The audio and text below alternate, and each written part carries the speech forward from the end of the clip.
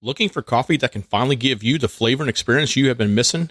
Then your next coffee order should be from seastatecoffee.com. Sea State Coffee is premium, hand-selected, highest-grade available coffee that is roasted, on order, delivered fresh to you. And right now, you can take 20% off your order by using code GRIND20. That's GRIND and the number 20 for 20% off your Sea State Coffee order. Head over to seastatecoffee.com so you can enjoy the smoothest and most caffeinated coffee available. Start your day off right with Sea State Coffee. This week on the Route 16 Grind, in the Outdoor Update, I will share with you one way to track and stay up to date on congressional bills for outdoor recreation and more. And from the field, I will share what I plan to hunt after deer season and why. In the Rock, Mud, and Dirt, you're going to find out which Eastern European country your next Jeep might be built. Should you be worried? In Go Adventure, Danielle from Wicked Chaos shares what her Jeep has done for her and more. Then I wrap up the show with a cup of Joe. Route 16 Grind, Episode 35. Find those puddles! Welcome to the Route 16 Grind, the podcast for outdoor adventurers. If you wheel, hunt, fish, overland, or are an all-around adventurer, this podcast is for you. Each week, we pour a cup of Sea State coffee and talk about informative topics, the gear, and the training that can help you have a successful outdoor adventure. We have amazing contributors and some great conversation. So, grab your cup, sit back, and enjoy the show. All right, welcome back to the Route 16 Grind. I am Brian, your host. I'm looking forward to sharing all this wonderful stuff. In the Outdoor Update, we got some cool things. I think one of the things I like to do is start sharing with you how you can do your own research. We have so many talking heads out there telling you, what to believe. Well, how about you go read it for yourself, digest it. So there's something cool that I'm going to share with you to where you're going to be able to look at congressional bills, find out how you can do the research and get alerts for your things that you're interested in. And from the field, I'm going to talk about what to do after deer season. Yeah, it was a pretty challenging season here in North Carolina, at least for me. It's just the days I was able to get out. There was a couple of hunters that I've been following that I'm hoping to kind of bring on, and so they can share kind of their experiences here. So when those things happen, I'll let you know. But there's definitely a couple of them that I would love to share with you. And if you think you're one of those people that like to share some of your experience, you can always hit me up at route16@gmail.com, and we'll see what we can do and bring you on the show, and you can share your experiences. As far as the Rock, Mud, and Dirt, oh my goodness, Jeeps being built in Eastern Europe, I don't know. So we'll have to wait till we get there to find out what that's all about. And then I have a fantastic guest. Great interview or conversation. I don't really think we have true interviews here, more long like conversations. It was fun. I think you're really going to enjoy that. So let's go ahead and get on to the show. We appreciate your posts and feedback. One of the best ways to help the show is to post a 5-star review with your feedback on Stitcher and Apple Podcasts. This helps us grow the Route 16 Grind audience, and we also get a chance to hear from you. So if you love the show, please consider leaving us a 5-star rating on Stitcher and Apple Podcasts today. The Outdoor Update is brought to you by Tuffy Security Products. Having your vehicle broken into is not a laughing matter. Trust Tuffy Security Products to stop opportunistic thieves. Tuffy is the industry leader in automotive security and provides peace of mind when you walk away from your rig. Durable and easy to install, Tuffy Security Products has adventure-ready consoles, drawers, and lockboxes available for you to organize your rig and secure your gear. Visit TuffyProducts.com and use special offer code GRIND to save 10% on your order. Remember to lock it up. Welcome back to the Outdoor Update, the weekly segment where I provide you stories, news, and information from the recent going-ons in the outdoor world. This week, I want to talk about how you can track, stay up to date on congressional bills that relate to outdoor recreation, or for the most part, anything that you really care about. The first one I'm going to share with you is congress.gov. You go to that website, right on the landing page, first page that comes up, there is a search bar. You can take that search bar, type in a subject care about, outdoor recreation, public land, water rights, whatever you feel you need to search for, whatever's important for you. And then you can go into the actual laws and bills themselves, and you can highlight those particular ones that are on your interest list. And then when you look at these bills, you're going to be able to understand or see who the actual sponsor of that bill is. You're going to see the committee it's come out of, when the committee meetings are happening, the different reports you can look at. You can look at the latest actions. You can look at if it's gone to the floor for votes, you can actually see the votes on it. And you can follow this bill from the time it first gets introduced all the way to where if the president signs it. Or if it dies, you'll be able to track that as well. Sometimes bills are introduced, they die, and they might come back. And then you could look at certain bills where they'll have related bills, like with the Veterans Compact Act, the Great American Outdoors Act, have related bills as well, where things that came from bills that were in discussion on the floor, and then took pieces of it, component of it, or they took the entire bill itself and rolled it into a current bill with other tasks in it. I like the details that it provides. I like the fact that I can get all the different information. I just find it to where it can be a little clumsy, where if you'll have to do a lot more clicking than if you go to another site that I really like, and that is govtrack.us. That's govtrack.us. It'll be in the show notes. This one, when you put in the subject or topic you care about, like outdoor recreation, it'll filter through a lot of different things. And then you can go to particular ones, you can go to particular Congress, a lot of things that you can get from congress.gov, but it's just a little more clean. But one of the things I really like about it is the fact that it actually has a widget. You can go to that particular bill and you can track it, but also you can take that widget, you can copy the HTML, and you can paste it. If you run a website or you have some type of nonprofit that has a website, you can copy this widget and just boom, put it onto your web page.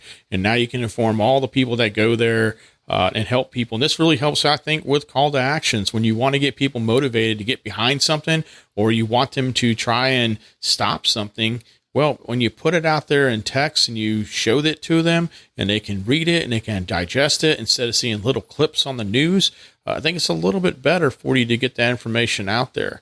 Don't just have opinions, have details. And I think that's something I'm doing with the Route 16 grind, or trying to do, is I want to give you details, not just an opinion, not just be another talking head. So the third place you're going to be able to go to in a limited fashion is go to the root16.com page. On there, I'm going to have a Congressional Bill tab. It's on there right now, and you'll see two bills, the Great American Outdoor Act and also the Veterans Compact Act. And you can click on those. You can read them in detail. There are links to where if you want to download PDF, copy it in text, you can look at all the details of who created it, sponsored actions, all those different things, because I utilized the widget from GovTrack and made it really easy to do that. And I also taken some components from the congress.gov page as well. So both those sites I think are really good for you to help keep track of bills. Particularly, for us here, we care about the outdoors, we care about the activities that we're able to access, and we care about public land. And the only way we're going to keep all these things and ensure that they're there for now and future generations is to get involved. And I strongly believe one of the places that we as a country and as citizens can do a better job of, and I'm talking to myself here too, is we have to look at these bills when they're first introduced, not wait until after the fact to complain about them once they've been passed. We also have to understand the cost of these things. Where is that money coming from?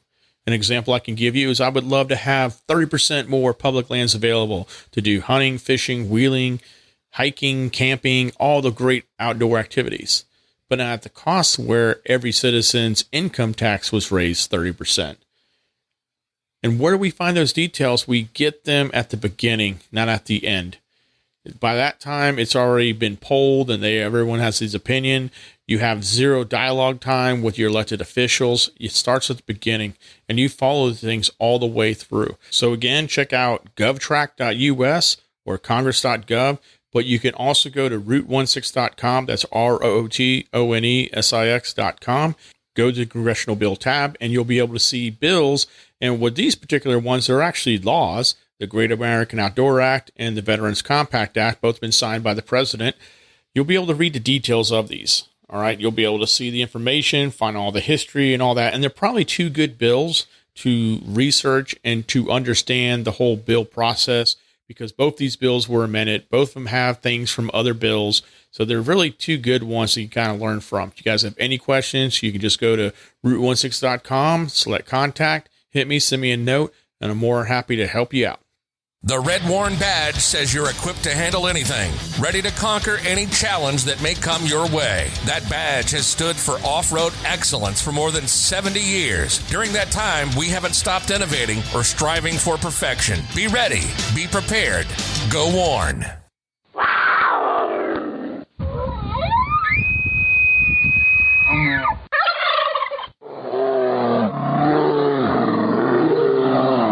When you hear the calls, you know we have a report from the field. This week, I'm going to cover what am I going to hunt after deer season. So my focus is actually going to be squirrels and rabbits. So there's a little bit more of a season left with them. And one of the cool things about doing it, so if y'all remember, maybe it was a social media post. I don't think I covered it on the Route 16 Grind podcast. But last year, I went squirrel hunting only on the last day of squirrel season. And I went to the Sandhills Game Land. And I'm telling you, there wasn't a squirrel in sight. They are out there. They are out there all over the place. But I could not find one darn squirrel. I didn't see it. I was listening, all that stuff. And I had such a mad appreciation for squirrel dogs that day. I remember watching a show on Meat Eater, and they had this, went out and saw his buddy in someplace in the South. I can't remember. And they were hunting squirrels, and they had squirrel dogs. And the squirrel dogs were able to hear these critters, chirping, whatever, and then go up to the tree, bark at it, and then point the hunter at where the squirrel is located at, which makes the job a little bit easier.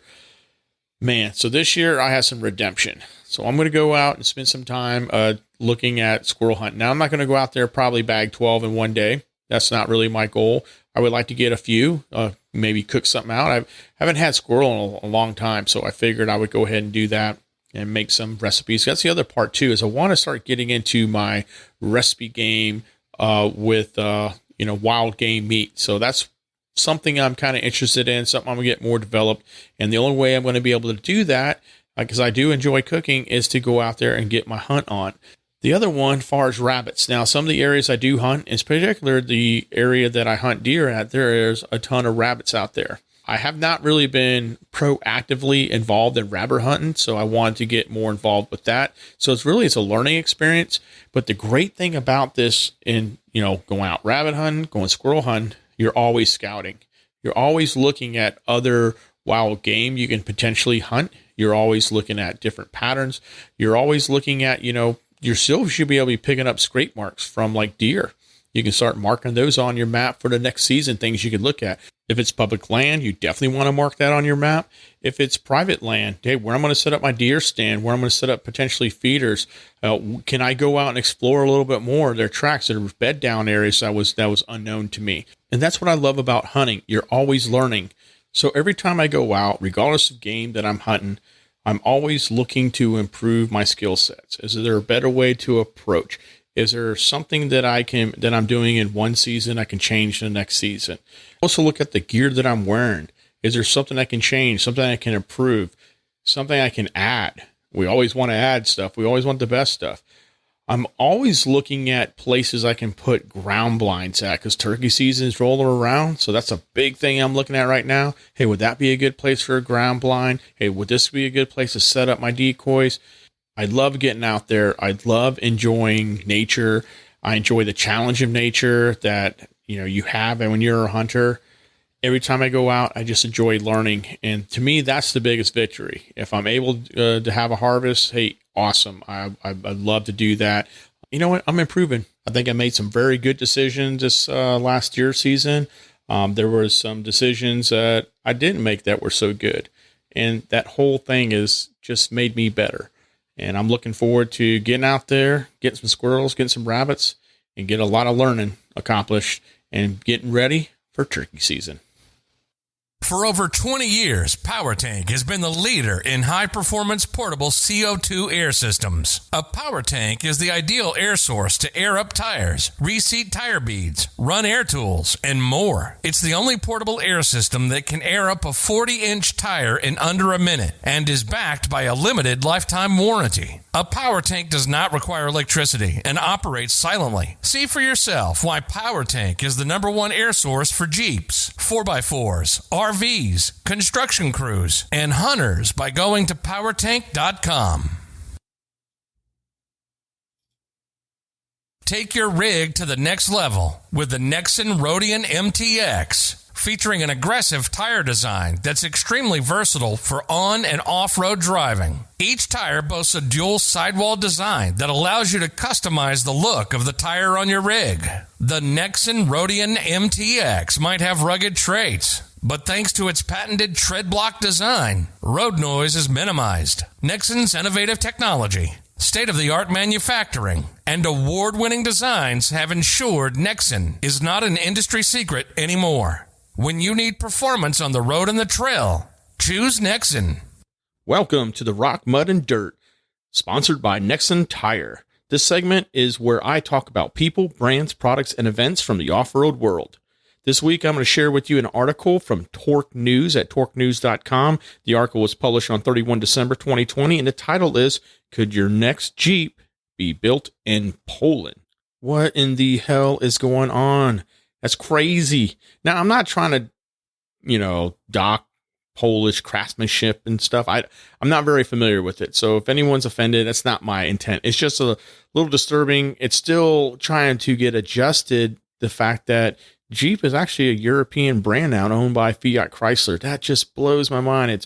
A Jeep is such an American trademark, but it's owned by a foreign brand. And I think a lot of us are still getting adjusted to that. Anyways, Fiat Chrysler is looking to upgrade a plant in Poland to build future models of Jeep, Alfa Romeos, and Fiats. They're going to invest over $200 million, and they're going to modernize that plant and start building some fully electronic models. One of the models that they're actually looking at is the Jeep Renegade. So I want to share this with you. I had an interview. In the interview I do this week, I'm trying to remember what is that vehicle. It was in Batman and all that. It was the Jeep Renegade. So I'm going to tell you that before that interview, because the interview is pre-recorded.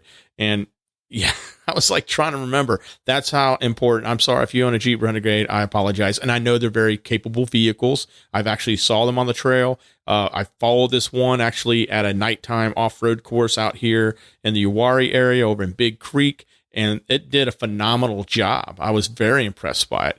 It's just not really the Jeep that I probably would purchase, and it's just not my thing. But going back to the article, the production of new models are looking to be built around 2022. So all you potentially JKJL owners, I don't think you really have anything to worry about. I think they're really going to be focused on the smaller vehicle, specifically talking about whether the new Jeeps will be sold in the U.S. In the article, it talks about the Taichi plant employs about 2,500 workers. That's according to the Detroit News, and nearly 263,000 vehicles that the plant produced in 2019 were exported to 58 markets worldwide. FCA is not saying if any of the new vehicles will be shipped to the United States. However, the new version is truly smaller than the 2021 Jeep Renegade. It might have a hard time finding a market in the United States. And then the article goes on to describe what a Jeep Renegade is and then the competitors as far as from different vehicle brands and stuff like that. So this all might just boil down to simply one or two words, clickbait. Personally, I'm not looking to purchase a new Jeep anytime soon, so it really doesn't really affect me too much. But maybe you are. Maybe you are looking for a compact, something like a Renegade, and maybe you want to have a better understanding of what's going to be going on with that manufacturing plant. But again, it really depends on the markets. I think a lot of the stuff is really going to be focused on the European markets and other countries and such. I really don't see this going direct to the United States, especially if they're going to look at making this a little bit smaller than what's already out there, which generally happens with European vehicles. Roads are narrow. I know many of you probably have traveled to Europe. If you ever traveled to the UK, yes, they're like very narrow roads, and they're really, to me, they're really not that fun to drive on. We have some big wide roads and we have big vehicles, and that's good, America. So anyways, I hope you enjoyed this story. If you got one that you think I should share on here, then just share it with me and we'll get it out there. I think it was a little bit fun, and yeah, maybe I did clickbait you. That wasn't really the intent. It was just kind of interesting, something that caught my eye, something I wanted to share. But yeah, if you have something that you're willing to share as far as some news update, things you want to get out there and get people in the know, just hit me up at rootonesix, rootonesix @gmail.com. Send me the link and let me know what's going on. Want to be on the show? Maybe share with us some interesting hunting, fishing, overlanding, wheeling, or adventuring news? then give us a call at the Route 16 Grind hotline at 919-694-3356, and maybe you will be on our next show. Go Adventure! Welcome to the Go Adventuring segment. This is a segment we celebrate the people, groups, and organizations that bring positive outdoor adventures to you. This week, we talked to Jeep Girl, adventurer, and mom, Danielle, known on Instagram as Wicked Chaos.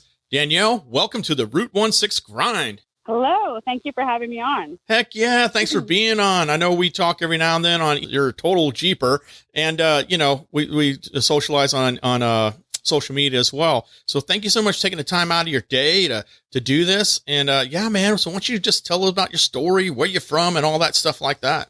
All right. So my story, I'm from Canada. I'm from Vancouver, BC, a little bit outside of BC, or outside of Vancouver, sorry. I bought a Jeep about a year and a bit ago, and it's become my new adventure in life. My daughter and I are definitely off-roaders. We love to stick to it. My husband and my son are more sports fans, so we do our girls' day and they do their boys' day. Oh, that's nice. Yeah. Hey, so what kind of Jeep is it, though? I have a 2019 Sahara. It's the ocean blue, probably my favorite color. Yeah, it's a pretty nice Jeep, and it's one of those fancy schmancy JL. So you got all that, nice dash stuff going on in there. Yeah, I took literally 6 different Jeeps for a test drive with one of the one of the guys at the dealership, and he's like, they're all the same. I'm like, no, they're not. So I had a 2018, I had a 2019, I had the Rubicon, I had the Sport, I had the Sahara, I had the 2.0, I had the 3.6. I literally test drove them all. And the only reason I got the JL and the Sahara is because my husband's like, I'm not getting any other lame screen on the dashboard. This one has the best screen. Well, I could have went with the Rubicon, but in Canada, the price difference is ridiculous. Oh yeah, they're up there. I have a Rubicon, but Root the Jeep, I bought it in 2011 and it was a 2008. So I bought that used. So I hear you there. They are pricey, but man, they come loaded as far as the capability. So what was the energy to buy a Jeep though? Well, so I actually had been test driving Audis and a Cadillac, and I'm very much, I wanted a sports car, snobby vehicle. And I kind of went back to my roots, and my dad always had a Jeep when I was growing up. And when I was a little girl, I had like a Barbies, obviously, like all the girls have Barbies. And I was like, when I get older, I'm going to have a Jeep. Like my goal was to have the Barbie Jeep, to have the pink Jeep with the big wheels and the big light bar. And I wanted to have a big, fancy, girly Jeep to take to prom, which I obviously never did. So I went out, I was fishing with some friends, and they're like, why don't you go take some Jeeps and trucks for test drives? And I'm not a truck girl by any means. I don't like trucks. But I was like, okay, let's take a Jeep for a test drive. And then I got behind the Jeep, and I started driving the Jeep, and I was like, this is definitely my vehicle. I can make it to what I want. I can do what I want. I can take it down to the river. I can get outside more. I can do stuff with my family. And I brought it home, and my husband was like, you want a Jeep? You've been looking at Audis. I'm like, yeah. I'm like, but look at me in the Jeep. It's me.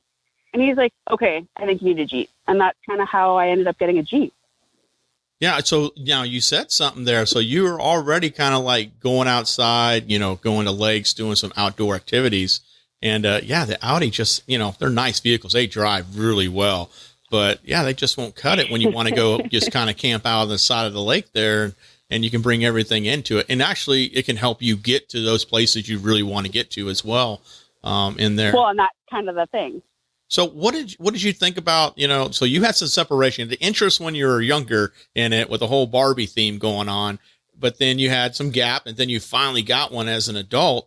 And then there's all these people who now are starting to wave at you, and this whole community that just kind of gets in your face. And I'm not saying that in a negative way, I'm saying that in a positive thing. You just, all of a sudden, it sounds like, it feels like you have, millions of friends instantly when you buy a Jeep. How was that experience for you? It's been really fun. I think it's awesome. I remember when my dad had a Jeep, I never thought of the Jeep wave. Like I never I never remember seeing people wave. I remember like driving my dad's Jeep. That was the first thing I like learned to drive a clutch with. I totally wrecked the clutch, FYI. Hey, the first time I drove standard, I was actually on a tractor and I nearly tipped it over, so don't feel bad. Well, I mean, my dad's like, it's an old Jeep. I'm like, it's an 89. How bad can it be? He's like, you really have to put your arm into it. I'm like, I'm putting my arm into it. And all of a sudden it was like grinding. And I'm like, I think you should drive now, Dad. I'm like, I think we're done. So, but like going back, like, yeah, like now having the Jeep, it's so much fun. And my husband has become like such a funny guy with it. He'll be in the front seat and he'll be waving for me. I'm like, what are you doing? He's like, you missed that Jeep. I'm like, you're so weird. Get off my side of the wheel. Like, go away. Yeah. But it's such a neat experience. So the Sean, I had him on the last podcast from Jeep Hunt Outdoors, and we had a discussion about the whole Jeep wave. We said it's really a Wrangler wave, and I've talked about my experience when I had an XJ, the box Cherokee, the '89 XJ for years. Nobody waved at me. I never knew about this mysterious Jeep wave. As soon as I got my Wrangler, and then all of a sudden people started waiting. That's when I was like, and I had a buddy in the seat next to me, and passenger seat, and he got mad at me because he's a fellow Jeeper. And he's like, hey, man, you didn't wave at that guy. And I'm like, what are you talking about? Wave? What is this wave thing? So, I would love to say all the Liberties and all the, what's that little one? What's that little compact one? I forgot what it's called now. A Compass? Well, that too, I guess the Compass. But it's like, we have a Trailhawk version. It's the one that was in the Batman movie and stuff. Anyway, I know what you're talking about. Yeah, like the little one. I can't think of it for the life of me. So I don't wave at those. Call me a bad person. Call me a bad person. Because you know what? I had a Jeep Cherokee wave at me, and my husband's like, "Are you going to wave?" I'm like, "That's not a Jeep." And he's like, "It's a Cherokee." I'm like, "Oh, yeah, it is." But no, I'm not waving. If they're beefy, because I love XJs, I wave at them. So yeah, if it has a presence, you're kind of like, "Oh, that's a good build. I'll wave at that one." Snotty Jeepers, man. No, but my brother's got a Cherokee, and he's like, I would not wave at another Jeeper. That's stupid. I'm like, oh, screw you then. Like, whatever. Nobody asked you anyways. Yeah, go away. This is the Wrangler crowd. But no, it's it's just kind of great with that community. And let's talk about Wicked Chaos. So you got a pretty good little Instagram feed going on, and I love your pictures. Very artistic, and you seem to just kind of be one with your Jeep. But what's up with the Wicked Chaos? So I wasn't originally going to add the chaos to it. It was originally just going to be Wicked, because I had a friend that always called me the Wicked Witch. Always. He's like, you're such a witch. And I'm like, you really want to call me a bitch? I know. He's like, but you're just a witch. And I would have he'd tag me in these stupid meme things of it's a good day if you didn't have to release your flying monkeys and yada, yada, yada. And even when I was little, it was like, oh, you're such a little wicked witch. And honestly, I love The Wizard of Oz. That is my all-time favorite movie. I love The Wizard of Oz. Really? I don't think I've seen the whole movie. I'm one of those people. And I have never seen E.T., so I'm that guy. Well, see, and it's funny because my daughter's 8, and she's like, can I watch it? I'm like, I still sometimes have nightmares of flying monkeys. I don't know if I'm ready for you to watch that, because not only that, it's such a old movie that it's kind of got the old creepy vibe to it, because it's not modern and up to date. So I'm always like, no, don't do that. But yeah, I stuck with Wicked because that's just me. And then I told my aunt I wanted to name it Wicked Chaos, and she had me made a custom plate for my Jeep, like my license plate is custom. Wicked with an E was already taken, so that's why it became WICKID. I came home, my husband's like, I can't drive this. I'm like, that's kind of the purpose. Right.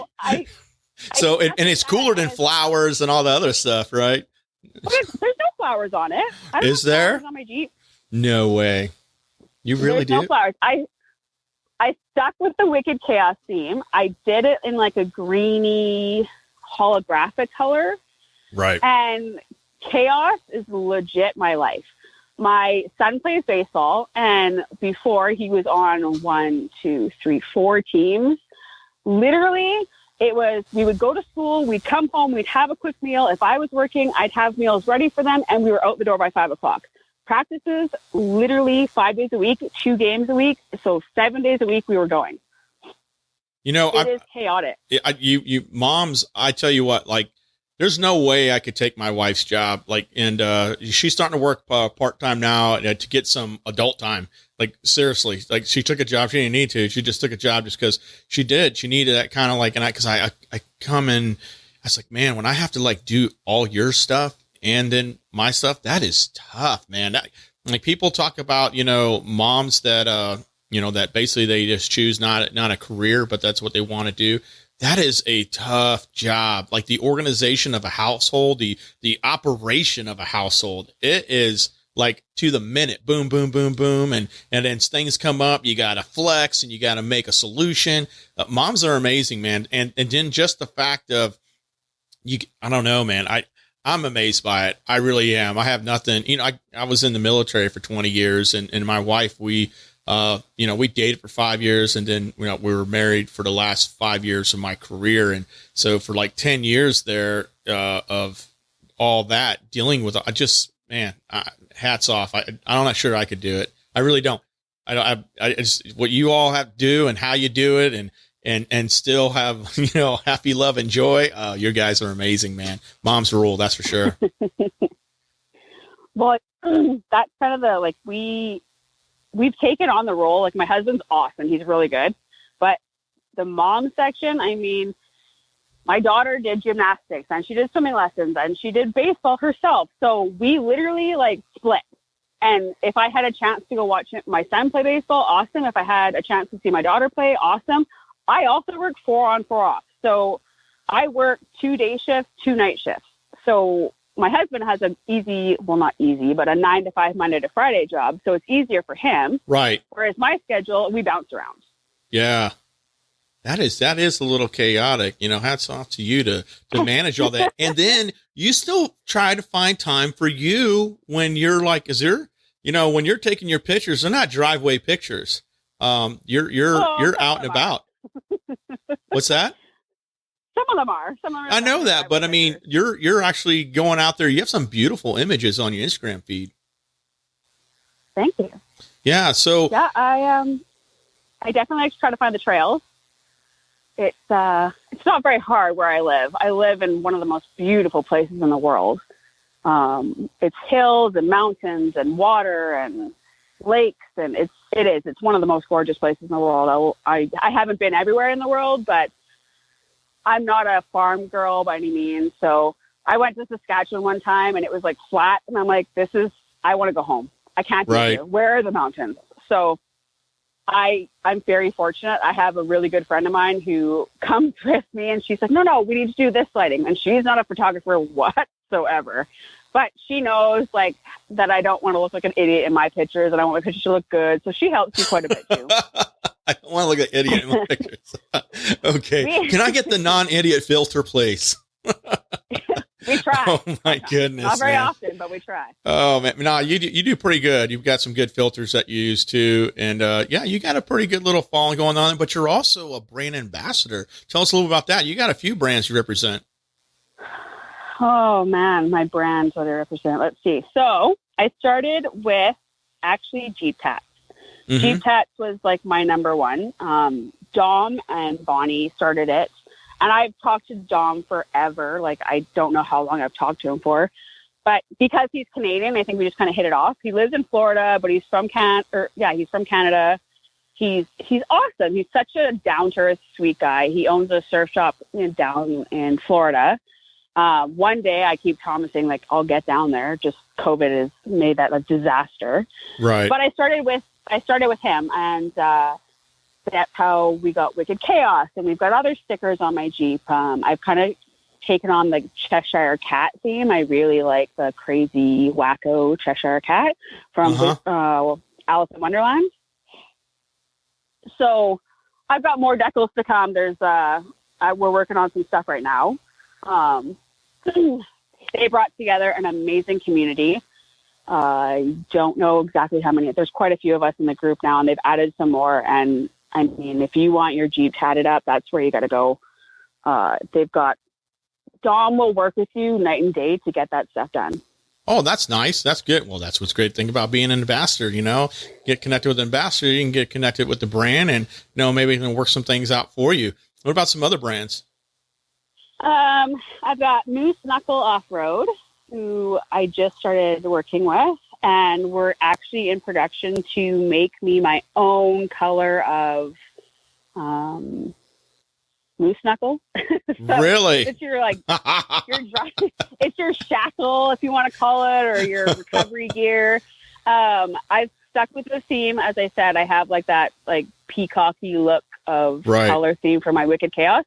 So he's actually making me a couple of those, that color, so that I can use those instead. Right on. He's also a really good person too. And if you have any questions or want to work with him, he's really, really good. I do have Wrangler Surplus, which is little offset of things. I personally haven't bought anything just yet from them. I'm still trying to figure out what exactly I want. Sweat Industry Apparel, I'm good with. They just started helping me out. I'm trying to, first of the year, everybody wants to lose weight. That's what I'm doing this year. It's more so I just about me. I need to lose weight, and I need to get my mental health in here. And then I just started with Skull Crushers. I have no idea what I want just yet, so I'm still looking and watching and getting ideas. Right. So for right now, that's who I'm with so far. Oh, well, you got a pretty good list right there, and it's also pretty good diversity. And make sure to share those links with me, and I will put those in the show notes. So if people are interested in that, they can they have your information, and I'll also have that brand's information they can check out. So make sure to do that. So, what about you got this Jeep, you jumped in the Jeep life, and now you're brand ambassador, you got all this thing. I mean, how does that work for you? Well, how does that work for Danielle? How does that just been a positive impact in your life?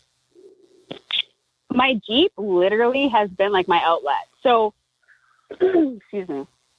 I know I kind of said I like to take it off road. I like to get pictures. I'm literally on Instagram right now on my iPad, scrolling through my pictures, looking as I'm talking to you. I took her into the snow last year, and I'm definitely a snow kid. I love the snow, anything to do with the snow. And to do donuts in the snow, to be silly in the snow, that is all on me. I love that kind of stuff. That is 100% my thing. If you find a puddle, guarantee I've either gone through it or I'm going to go through it. If it's deep, even better. Yeah.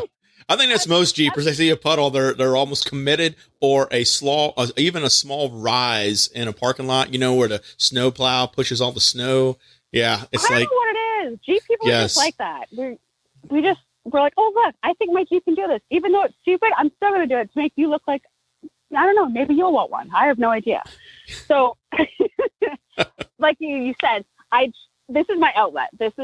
I mean, how do I explain it? I struggle with depression 100%. I struggle with my anxiety. I was diagnosed 5 years ago with depression, and I knew I had it. I knew it ran in my family.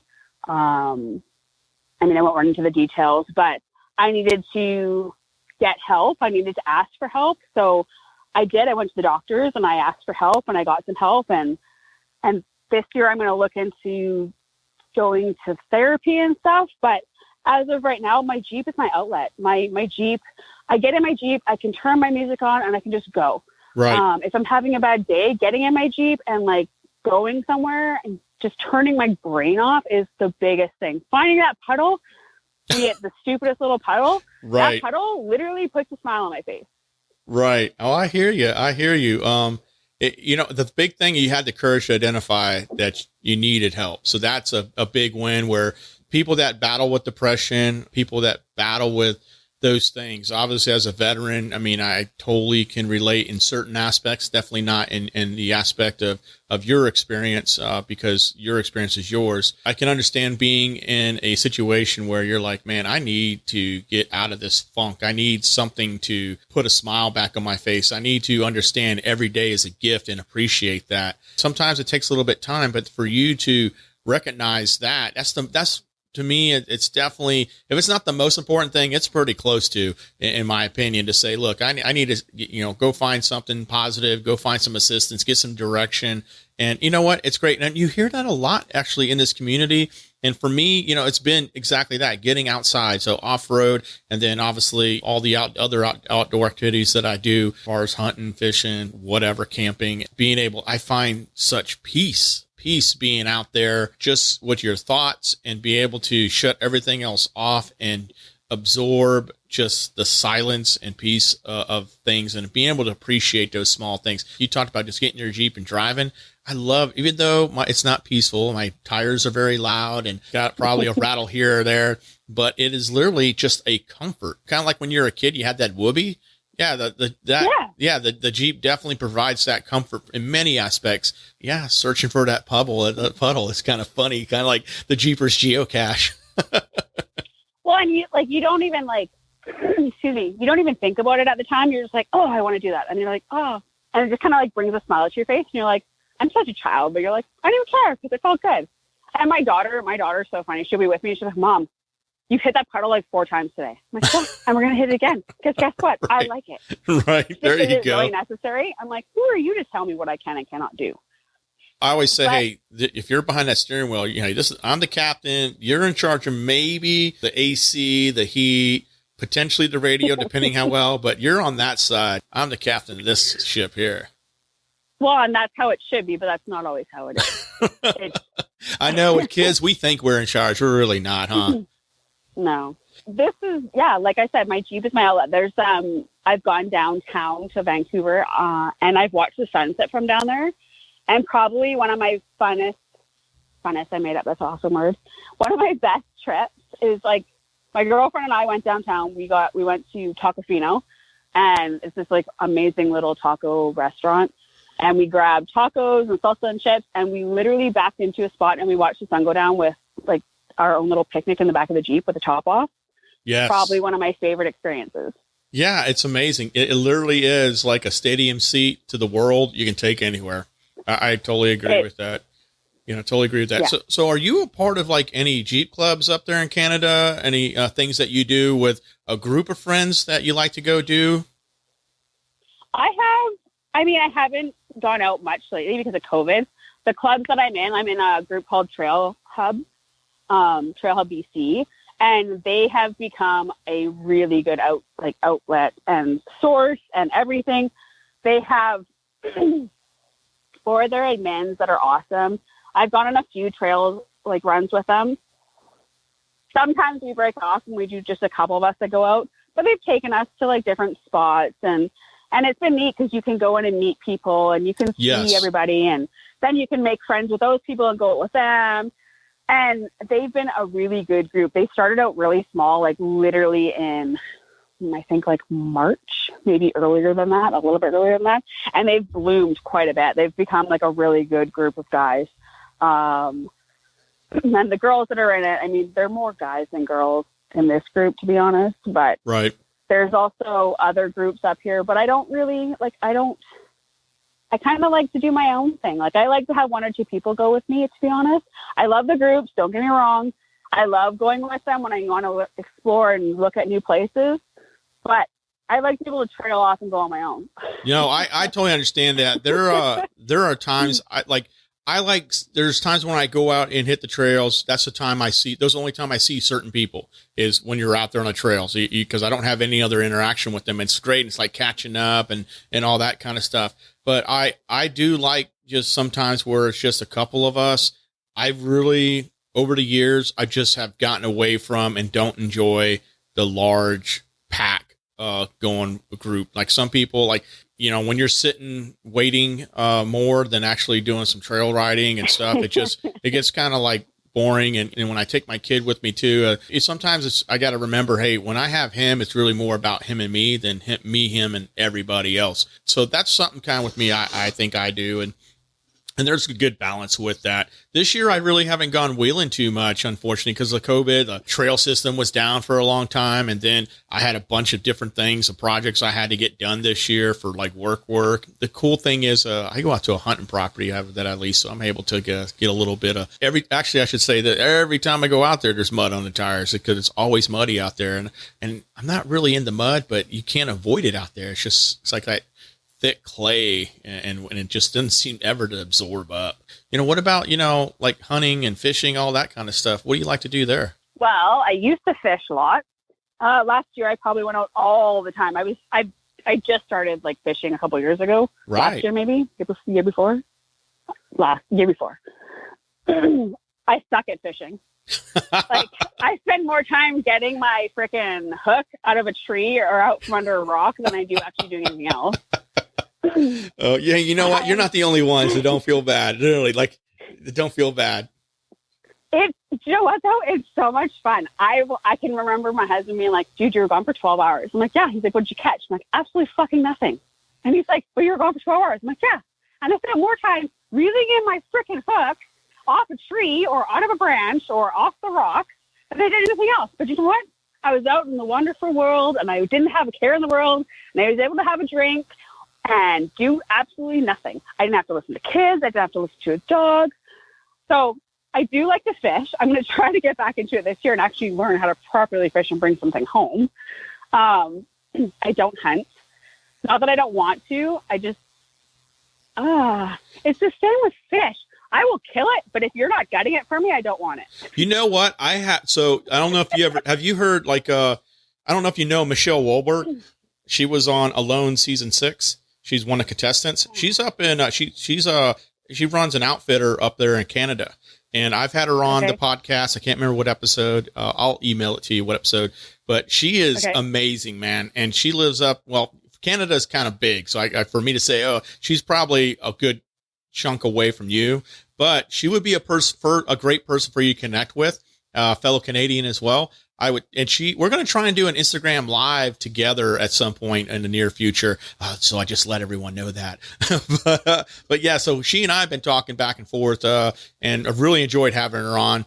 But I will definitely get her information to you, and you can link up with her, and she'll be a great guide for you. Just an amazing person, and she's tough. She's one of those people that you definitely want in your squad. It's probably a better way to say it. I mean, I could tell she's one of those people that, I mean, if you're her friend, she's got your back and she's going to help you. And she's a very good role model. It was a great podcast. Those of y'all, I'll figure out what episode it was. I'll probably say something later in the show, and like maybe the Cup of Joe, I'll go find it and let you know. I would encourage you to listen to that episode and listen to her talk about her experience in Alone, and just listen to how she is and who she is and all that. I think it's going to be very encouraging for you to get out there in the wild yourself. You think that you would have a moment, but when you start looking at your harvest a little differently than just icky, yucky stuff that gotta, this is what's going to, but it's just this respect that you have for these animals when you're hunting. There's such a bad rap with hunting. It blows my mind. It's a necessary thing to keep a solid, healthy animal population for one. Hunters are probably the biggest environmentalists out there without anyone pushing them to be. There's all these benefits to it. Then just the amount of respect that you have for the animals that you harvest, sharing that experience. I tell you what, you go hunting, I want to talk to you when you get back, because if you tell me that you don't cry, I'm going to call you a liar. You're probably going to have a moment. That's kind of the thing. I don't know if I want to go hunting for Bambi and I cry. Well, you probably don't want to take Bambi. You want to probably take Bambi's dad or something. But a fish I don't really care about, and they're like, isn't it funny that how people are like that though? People aren't all defensive. If it's cute and cuddly, they think, oh my goodness, but it could be the best food. They're like, oh yeah, that one's ugly. We don't care about that one. It makes no sense. No sense whatsoever. I mean, I live up in the bush, like not so much the bush, but I live quite close to like a lake. Right. And I have bears in my front yard all the time. Oh my goodness. So I have a picture of this like mama bear with her 2 baby bears, and I'm not kidding, no more than 2 feet long. Like super small, lanky, dumb looking bears. And I really was like, they're at my front porch, they're on my front steps, and I get a close up picture and I'm like, I really want to go and just squeeze it. But I know the mom's going to eat me. Yeah, she would. Yeah. Yeah, she'll take out that whole place, man. Yeah, man. But they're so cute. Yeah, they are. Well, it's just the cycle of life. I mean, that's just we're animals in nature as well, and I think sometimes people forget that. Although we we tend to show those colors too many times. It's probably another way to say it. But it's a cycle of life, and there's a purpose for, everything. Nature has a purpose for everything. That's how I look at it. It's true. It's definitely true. If the polar bear takes out the cute seal, no one says anything. Like, okay, well, you have people that live indigenously in those areas who take out these seals as well, because that's how they get their protein and all these other benefits from the seal itself. I mean, it just is what it is. And I know the argument, which is people who are pure trophy hunters. I get that. Like, if you're not harvesting the animal and utilizing as much as possible, I can see the negativity. And that's really not what most hunters are about. They're going to use as much as possible the animal. And I'm not a big trophy guy. And I think I mentioned a lot, like the guy I used to have on the show, Chuck, had just a very good positive impact on me, got me back into hunting and all that. And I told him, yeah, I'm just not a trophy guy. He's like, when you see that mount, it brings that entire experience back for you. Like all the things on that hunt, the trials, the things that led up to that moment, because it's not like you just get up, go, stand in a field or go sit in a stand and boom, I mean, would love for it to be like that all the time, but it's not. It's a lot of work, a lot of preparation. I mean, nature, these animals are survivalists. They are on their game. Eat, look up, look around, sense, smell. Okay, eat. Like you're literally, if your harvest that you're looking for, that animal that you're, if you will, targeting, it's work, man. It is absolute work. You're able to take all that and you're able to put that respect, and you can look at this mount and respect work it took in order to harvest that animal. And it's not like disrespectful in the way that he relayed it. And I just, wow, man, I totally get it, because I got my first turkey ever last year, and every time I look at that fan, I'm just like, oh my gosh, dude, that was a crazy hunt. It's just, that's because turkeys are crazy. Oh my gosh, I love turkey hunting. I tell you what, go turkey hunting. Like, it is my a girlfriend battle. goes turkey hunting, and she's like, you need to come with me. I'm like, are you You kidding do. me? I'm like, you sit there and you watch turkey run back and forth, and you can't shoot it because they're so freaking fast. Well, it's also where you're getting those calls in and trying to get them up to your decoy so you can get a shot. And it's a battle because they see so well. They see 50 times better than us. So they can't smell, they can't do any of that, but they see so well. So your discipline has to be pretty good, your camouflage, all that. And those calls are everything, your long call, your short call, all that kind of stuff.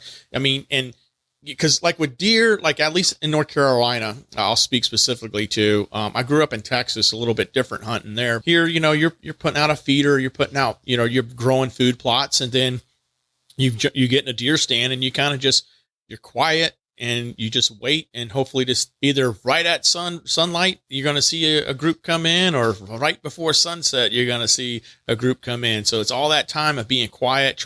Hopefully your scent's not giving away and all these other things. But with turkey, finding the right spot, doing some good scouting, finding out where the flocks patterns are at.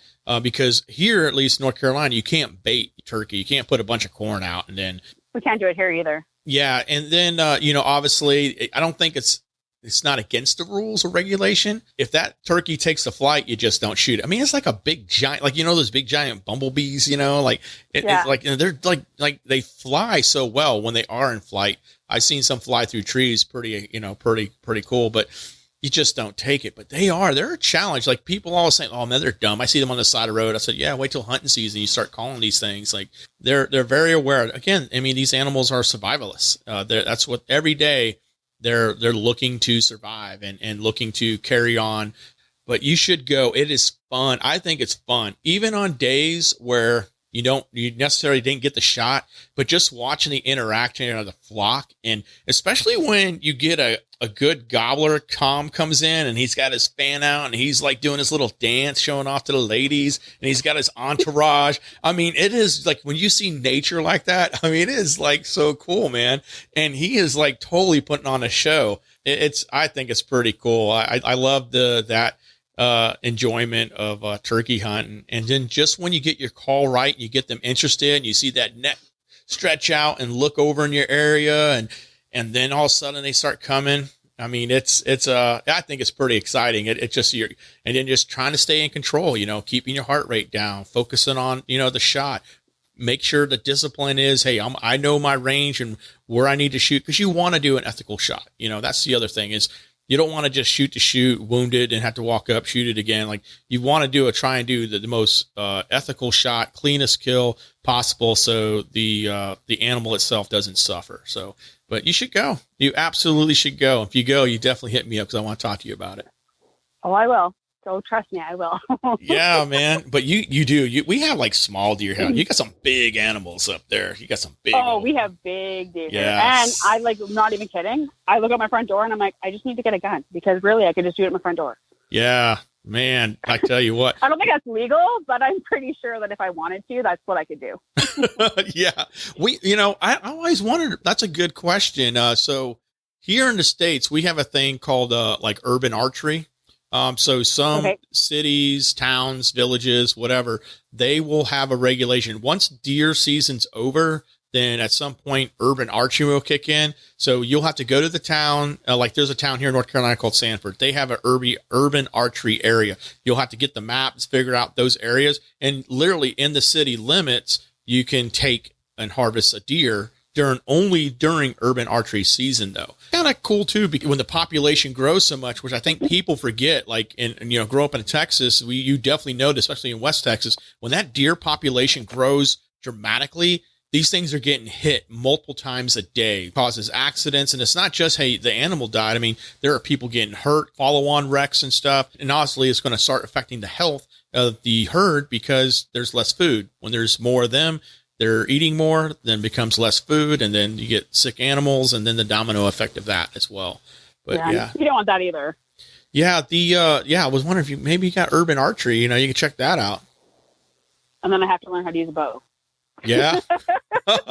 Look at all these wonderful things that you can just jump in, keep you outside and put up. I can use a slingshot. Maybe a slingshot will work. Oh my God. It might work for squirrels and rabbits though. Squirrels and rabbits. Oh, no. How big are your rabbits up there? Around.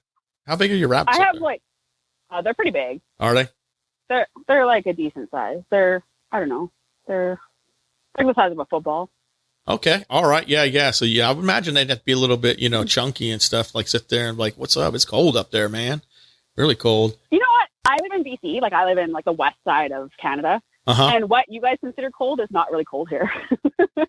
Like, I don't know. I can't do the translation, but winter right now, it's like 4 degrees.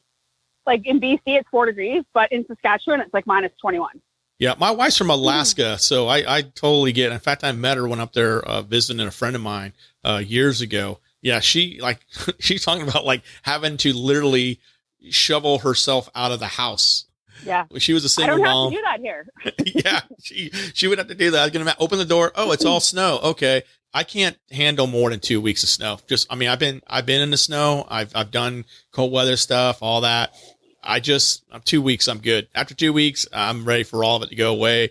That's just not my thing. I'm with that guy. If it snows, the rare times it does snow here, I have to clear the driveway. I have to get up and clear it. I'm the first one, always driveway clear. I can't stand my driveway not clear. If I lived in a place like that, I'd probably be like pretty ripped because I'd be out there like, twice a day. So don't move to the East Coast because that's where you get all the snow. Oh, really? We had it snowed, I think, on December 21st. Mm-hmm. We had a white Christmas, and the 26th, it rained like 30 or 40 millimeters of rain and was gone.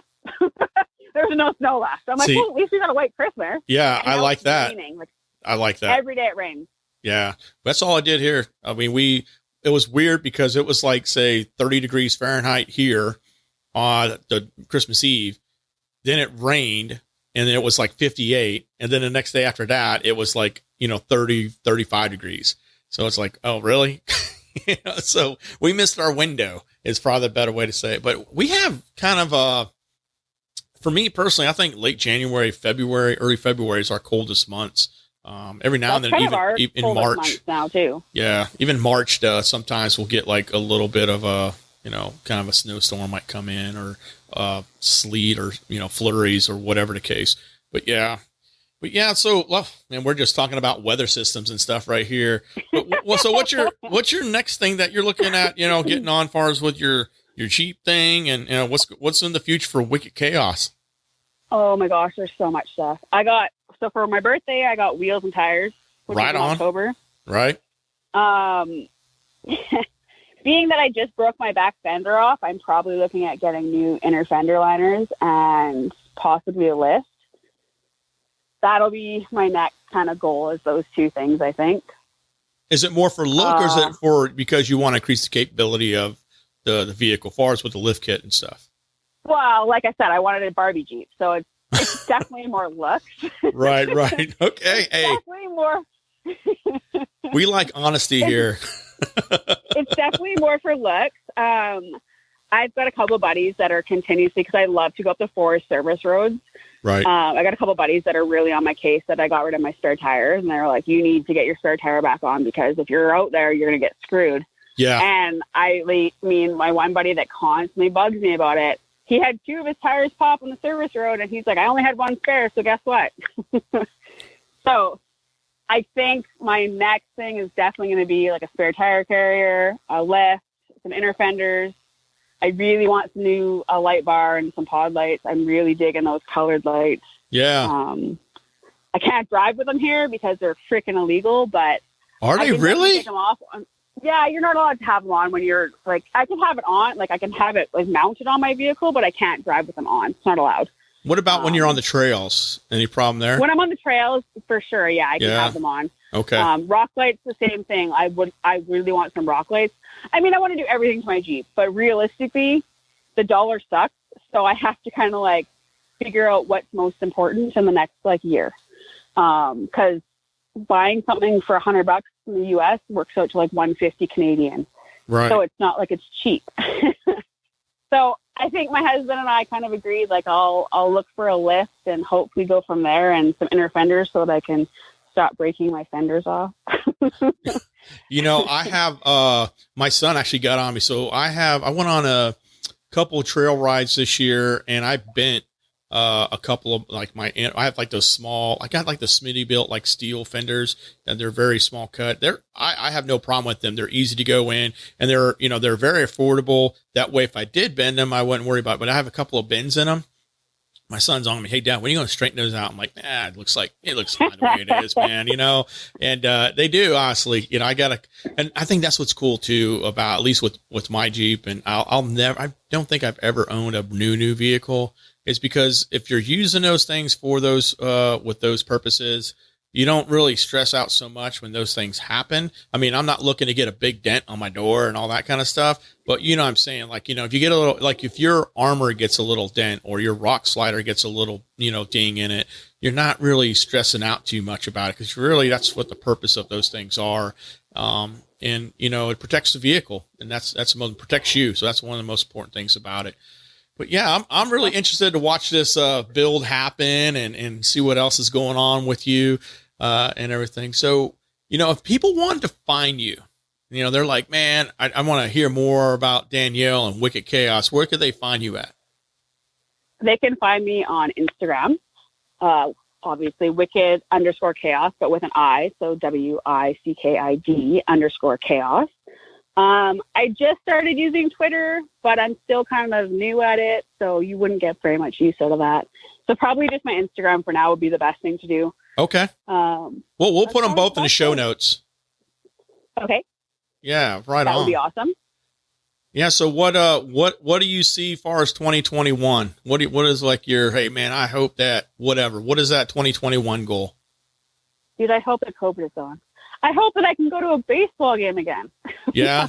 I want to go watch baseball. I want to hang out with my girlfriends and have a drink.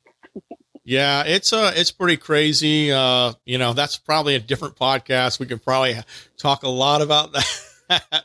I think the big thing is you stay true to yourself, you stay true to your family, and you give the respect to people as necessary, and just kind of we'll get through it. We've all been through tougher times than this, and we're fortunate. I'd say, like yourself, you're fortunate is you found things that have given you the outlet. People who haven't found those things are stressing out. Maybe Jeeping's for you. Maybe you can still go outside, all these things. I mean, you had a great story that you talked about what it did for you. So hopefully it can, and that's one of the reasons why I put this podcast together, to get hopefully people off the couch and get them outside and hear all these wonderful things. You know what? I honestly can say, legit, reach out to somebody that has a Jeep.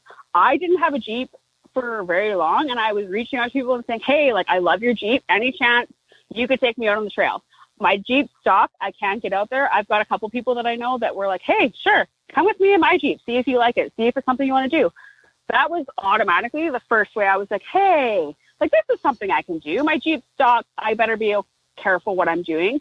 But if they can do it and they're having fun with it, why can't I do it? Absolutely. And it's a huge stress reliever, if you want to call it that, therapeutic.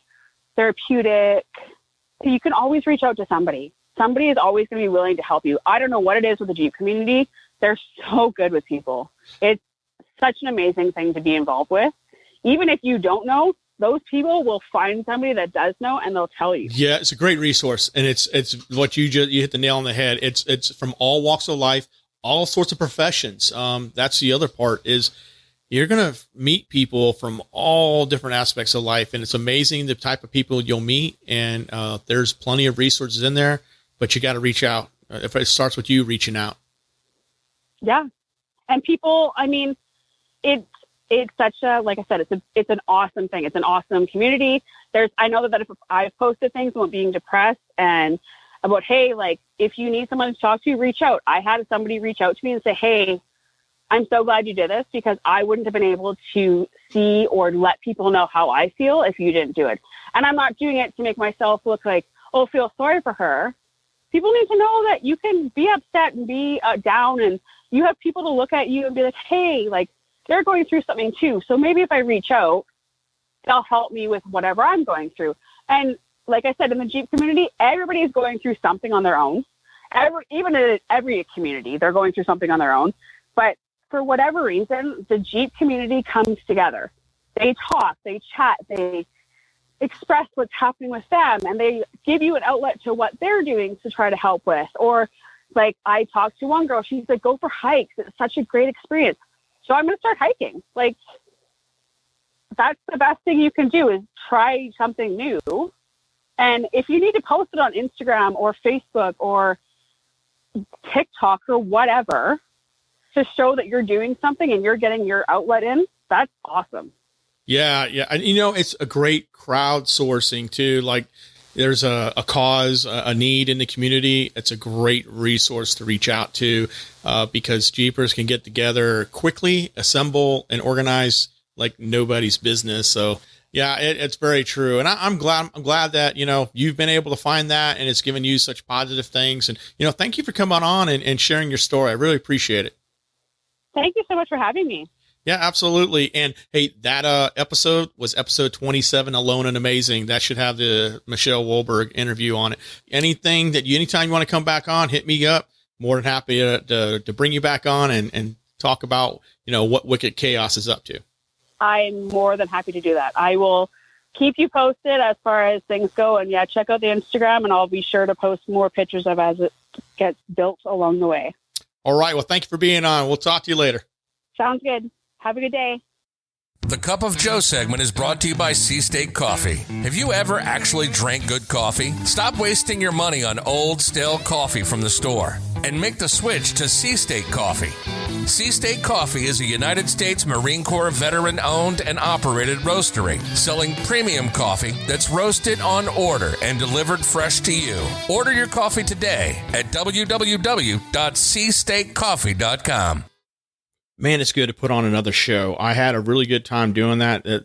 These shows are a lot of work, and I'm not telling you that so I can give myself a pat on the back, but I just want you to understand that I'm put a lot of things into ensuring that I'm getting you guys good content, as well as, I'm sharing you things that I truly enjoy, and maybe it'll spike an interest to where you can go and search for those things to enjoy. I'm absolutely not the most expert hunter. I'm not the most expert wheeler. I'm not the most expert mechanic. I'm not the most expert podcaster, but I do feel I have something to share. And like I said, I want to use this podcast as a platform as well to share good information. I'm very passionate about the things that I do. And anyone that's been out there that knows me, that has met me, will tell you that I like to think I'm a person of energy and a person of action, not just a person of words. And so when I share these things, specifically like, the outdoor update with talking about bills and laws, because I want you to feel inspired to go out there and be a part of the process that we have here as a country. I'm actually recording this on the evening that all this chaos just happened in DC. So it's 6th January. And it's so disappointing to see that. It is absolutely disappointing to see that. That is not us as a country. And you may have your own emotions about that, but there is no reason to incite violence. And that is a problem from both the left and the right. And it's because we allow ourselves just to listen to talking heads instead of become involved ourselves. And I try and be a byproduct of what I'm trying to say to you. I get involved in my community. My son's a part of Civil Air Patrol. I try to volunteer with them when I can.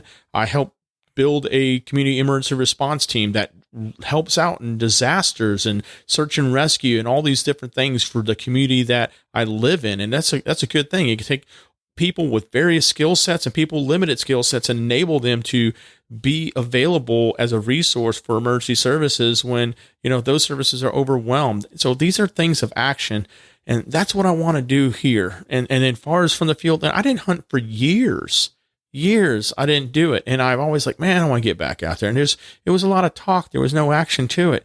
And then it took that moment where I went out to a veterans event and I share. In fact, I'm going back out there. So Enduring Gratitude is next month. I'm going back out there, and this year, instead of just volunteering, I'm going to be participating again, and I'm looking forward to it. And as long as I possibly can, I'm going to volunteer to participate in that event as long as I breathe, because it is such a good thing. It is the event that made me get back the urge to get back outdoors in the sense of being a hunter. And I really enjoy that. I can't tell you what peace that I get when I'm out there, as silly as it might sound, even if it's like just not a good weather day and it might be raining and wind and conditions aren't right for the type of game I'm going for. At least I'm out there. And like I said, shared with you in the field, like I'm always learning. I'm out there. There's something to be learned while you go out there. And there are some days where I'll just go out and scout. I'll spend all day scouting grounds, marking things, and trying to get a good understanding. A good hunter knows that it takes work. It takes preparation. This is not something where you might have those opportunities, especially if you go to an outfitter. Hey, you go sit in a stand. Hey, look, game comes, you shoot it. They clean it, all that. But for like traditional hunting where you have your own property or you're doing public land, you need to really refine those skills. You need to put the time in. I am going to try and hit up this one hunter. I don't want to give it out. Someone that I saw on social media, they had a fantastic story about that level of commitment that they had in order to achieve the reward of their harvest that they had this year, and working with their partner in order to do that. And I don't want to give it all away, but I'm going to reach out to them and see if they want to come on and share their story. And I hope they do. I'm excited to speak with this person, and I hope it comes together. Maybe you're one of those people. Please reach out to me. I put a post out on social media just recently. If not, just go to our Instagram or Facebook and kind of read that. I mean, if you have a story you want to share, if you got, maybe you have a review of a product you want to share. If you just want to tell us a silly story, you can go ahead and, record your, recording, if you will. If you don't want to do an interview, you want to do an interview, I'd love to have you on. Contact me at rootonesix.com. And go to contact, so rootonesix.com, select contact. You can also email me at root16@gmail.com. If you're not sure, the information's in the show notes, so you can go there as well. Or just DM me on social media. I'm all over the place in social media, so feel free to reach out to me there. But if you're not sure you can do an interview, or if you want to be a little bit more controlled, hey, I put some things you could answer. They tell me, like maybe 5-10 minutes, who you are, what's your story, what you're about. Maybe you want to share your hobby that you enjoy, the things you like to go hunt, and then share with us what you want to share with us. So maybe it's about a particular trip, a particular hunt, about a particular wheel event that you went to. Maybe it's a certain product that you use that you want to share with people. Say, hey, this would be a good thing. Maybe you are a brand and you want to share that brand. Hey, if you are somebody out there putting out positive energy, positive vibes, I'm more than happy to help you. I'm I'm not one of these brands out there like, oh, well, hey, you're a competitor. Yeah, I'm just not that. And of course, I'm not that big to sit there. I'm here more for the information. I'm more for the enjoyment. I love going out and meeting the people that are out there. I enjoyed being a part of the wheel community out here in North Carolina. It's pretty much since I moved, or I should say when I first got my Wrangler.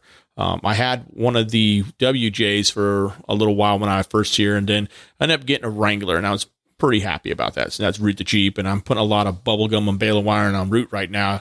Once you crest over that 200,000 miles in the JK, at least mine, there's a, kind of some maintenance. It's not like it's falling apart. It runs very well, but there's things that need to be replaced. And I'm just going ahead and replacing those things as I can. And, right now the next thing is the radiator and the intercooler. I'm going to do that, and then lines and stuff like that. And, as far as that story, yeah, that was a little concerning when I first read it. I probably did catch it on social media. I'm not very familiar with Torque News, but I thought it was kind of interesting to share, and why not?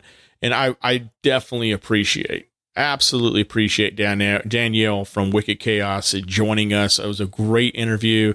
She's very authentic. We chat every now and then on social media. She's very engaged on her social media platform. And I just loved her story. She really kind of opened herself and kind of put herself out there in the aspect of what her Jeep has done for her. And I think her story is something that resonates with a lot of people that I have met absolutely in the Jeep community, the off-road community, of what it has done for them, to include myself. I found myself isolating myself. And once I got out there and I put myself out there to go get back into wheeling and get out there into different events, and then start to brand Route 16. It was really cool. And I have lifelong friends from starting this brand and from going to those events. And they also have provided me resources where when I find someone that kind of needs a friend or someone that needs assistance, because of that community, and she shared this, because of this community, you can resource, you might be able to help somebody, you might be able to help yourself. When there's some type of life event happens, you can resource that community. The crowdsourcing from the off-road community is amazing. When bad things happen, those groups come together and try to provide assistance, not weeks later, like immediately. If there's someone in need, they try and resource and pull. And these aren't all people rolling around in, $75,000 JTs. These are people that are scraping by themselves. But when someone's in need, they're one of the first people out there. They want to help. They want to do what they can to help provide comfort for these people in need. They want to be able to do something, not just sit there. And that's a great thing about these communities. They're a community of action, and I love that.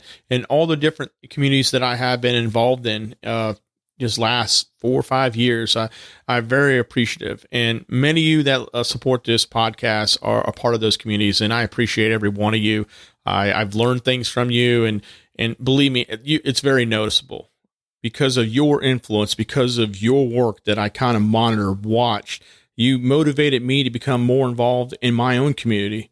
I had the resources and knowledge to start the CERT. My education, my degrees in emergency management. And I just always like, man, this village really needs one. But the reality is this, that nothing's going to happen unless someone gets involved and takes ownership of it. Well, watching others do this with their programs, I was like, you know what? I need to do something like that too, because I know how to do it and I can do it. So you influenced me to become more involved in my village. And, the follow-on effect of that is the village becomes more together because we engage more. So that kind of wraps up the show. It's been a really chaotic day with everything going on in the Capitol. It's very disturbing, very disappointing. And literally, this is not about what side of the aisle you sit on. It's just absolutely wrong. You should not be inciting violence. You can say what you want about the votes and stuff like that, but no one should be looking to harm others just because they didn't get their way. And no one liked it when these things were happening over the past year, and you shouldn't like it right now, regardless of what pill you're swallowing. It's just disturbing for me, Brian. I'm on the side of liberty. I'm on the side of freedom. I recommend you all to get more involved and pick that side versus red or blue. I really do hope you enjoyed the show. I got some great guests that I'm looking to line up. Next week is going to be kind of a surprise guest. I don't want to give it away. I think it's someone important, someone that has been on here before, and it probably give you some really good insight to what's going on. So it's going to be kind of a special edition Route 16 Grind. I got some great feedback from some listeners, and they want to hear a little bit more of the Liberty kind of thing, and this is kind of wraps up in that. So this podcast is going to be, a little bit different than it was last year, and a little bit different format. It's evolving. I can't say it any different. It's evolving. I got a lot of great feedback from when Joe Jorgensen was on, the Libertarian candidate for president this last election, and Spike. He was a vice presidential Libertarian candidate. And I got a lot of great feedback. So I'm going to look at doing things like that, kind of have a Liberty moment, if you want to call that. And then I got some great guests, hunters, jeepers, and that stuff that I'm looking at getting on. My phone has actually been blowing up from people sending me, hey, bring this person on, bring that person on. And there's a couple of good ones. A couple of them kind of interesting. I'm not necessarily going to say straight out no, but I kind of got to dive into it. But if you have somebody that you feel wants to be on here, or maybe you want to be on yourself, all you have to do is contact me. Another thing I would appreciate, I would love for you guys to go to Apple Podcasts and Stitcher, give me a 5-star review, put on that 5 stars, put something down. If you have some recommendations or suggestions of what you would like to have on the podcast, you got a story, share it with me. I have so many ways that you can contact me. If you're not sure, just go to the show notes.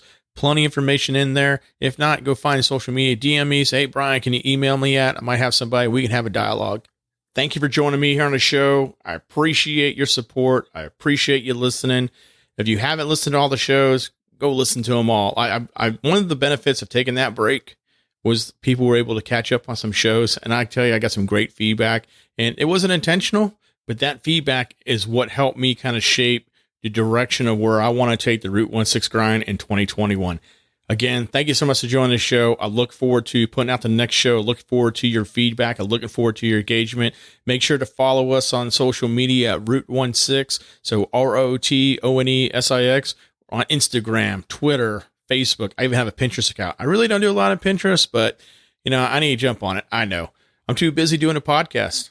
Thanks for listening to the Route 16 Grind. We want to thank NEXEN Tire, Warren Industries, Tuffy Security Products, Power Tank, C-State Coffee, and Route 16 Off-Road for their support. Follow us on Instagram, Facebook, Twitter, Pinterest, and more. Just look for Route 16. That's ROOTONESIX. Or just go to route16.com. Until next week, plan smart, be safe, and always be prepared. Pinterest? I thought that was for recipes.